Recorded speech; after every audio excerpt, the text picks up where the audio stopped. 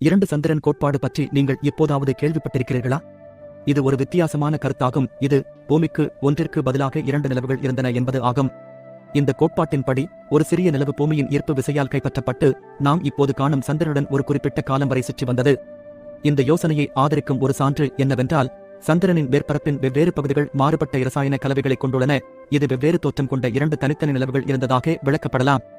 கூடுதலாக, விஞ்ஞானிகள் சந்திரனின் மேற்பரப்பில் வட்டமற்ற அம்சங்களை கண்டறிந்துள்ளனர்.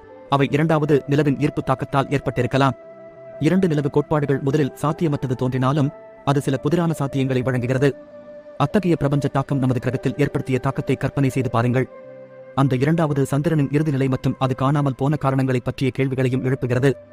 இந்த கோட்பாட்டை உறுதிப்படுத்த இன்னும் நிறைய விவாதங்கள் மற்றும் மேலதிக ஆராய்ச்சிகள் தேவைப்பட்டாலும், பூமிக்கு ஒரு காலத்தில் 2 நிலவுகள் இருந்திருக்கும் என்ற எண்ணம் நம் கற்பனையை தூண்டும் மற்றும் நம்மைச் சுற்றியுள்ள வான அதிசயங்களைப் பற்றிய நமது புரிதலை ஆழமாக்கும் ஒரு விசித்திர கருத்தாகும்.